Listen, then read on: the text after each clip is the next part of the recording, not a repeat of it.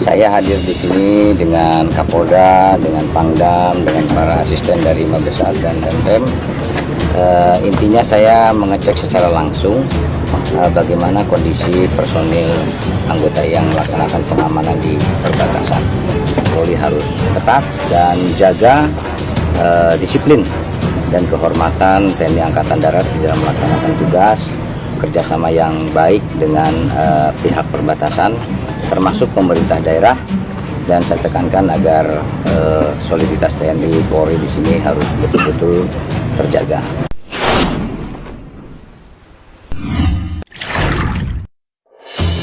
Marah patok batas RI Malaysia dirusak, Brigjen TNI Roni sah ditembak.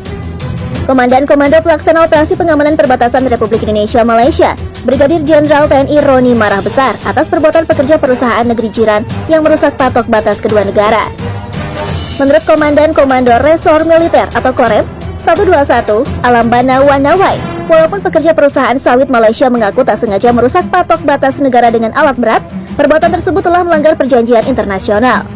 Sebab seharusnya tak ada kegiatan apapun di area wilayah sekitar batas negara karena ada zona putih, sedangkan yang terjadi adalah perusahaan sawit itu mengerahkan alat berat membangun parit tepat di patok batas kedua negara. Dan Brigjen TNI Roni menyatakan, jikapun prajurit TNI melakukan tembak di tempat terhadap pelaku perusak patok batas negara, maka tindakan itu sah menurut perjanjian internasional.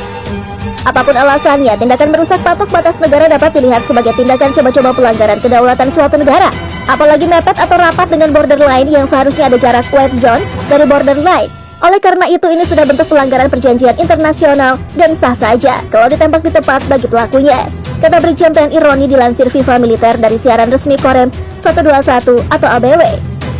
Rabu 23 Februari 2022, setelah mendapatkan laporan tentang rusak patok batas negara G531 di Dusun Sei Beruang, Desa Sei Tekam, Kecamatan Sekayam, Kabupaten Sanggau, Kalimantan Barat, Brigjen TNI Roni langsung mengerahkan pasukan dari Satuan Tugas Pengamanan Perbatasan Batalion Infanteri atau YONIF 144 Jayayuda menuju lokasi. Patok batas RI Malaysia di Kalimantan Barat dirusak, TNI ancam tindak tegas pelaku. Perusakan patok batas negara RI Malaysia terjadi di Desa Sungai Tekam, Kecamatan Sekayam, Kabupaten Sanggau, Kalimantan Barat. Pelakunya adalah perusahaan sawit Malaysia. Danrem 121 Alambana Wanawai, Sanggau, Brigjen Roni mengatakan, perusakan itu berawal dari informasi Babinsa yang bertugas di Desa Sungai Tekam. Babinsa tersebut melaporkan ada alat berat perusahaan sawit Malaysia membuat parit dan merusak patok batas negara nomor G531 di Desa Sungai Tekam. Ini sudah merupakan pelanggaran yang dapat mengganggu kedaulatan negara kita, kata Roni, Rabu 23 Februari 2022. Dia mengatakan, perusakan tersebut terjadi pada Selasa 22 Februari, siang sekitar pukul 11 waktu Indonesia Barat. Terkait perusakan itu, dia telah memerintahkan Satuan Tugas atau Satgas Pengamanan Perbatasan PAMTAS, YONIF 144 Jayayuda yang memberikan teguran kepada operator alat berat. Menurutnya, anggota Satgas PAMTAS YONIF 144 Jayayuda telah melakukan pengecekan langsung ke lokasi. Perbaikan patok batas yang terlindas alat berat langsung dilakukan. Satgas PAMTAS datang untuk memastikan patok perbatasan tak bergeser dari kedudukan semula, kata Roni. Dia meminta warga yang berada di perbatasan melaporkan kepada Satgas PAMTAS apabila ada kejadian serupa. Apapun alasannya, tindakan merusak patok batas negara dapat dilihat sebagai tindakan coba-coba pelanggaran kedaulatan suatu negara, kata Jenderal Bintang 1 ini.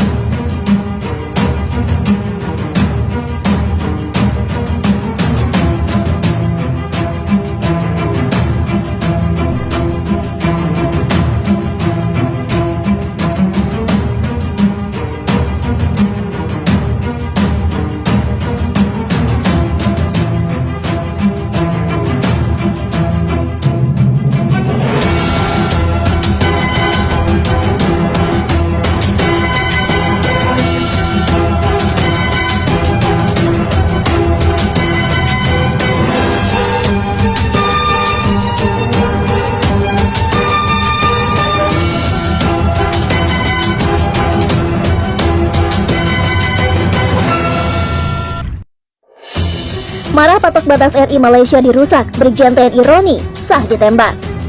Komandan Komando Pelaksana Operasi Pengamanan Perbatasan Republik Indonesia Malaysia, Brigadir Jenderal TNI Roni marah besar atas perbuatan pekerja perusahaan negeri jiran yang merusak patok batas kedua negara.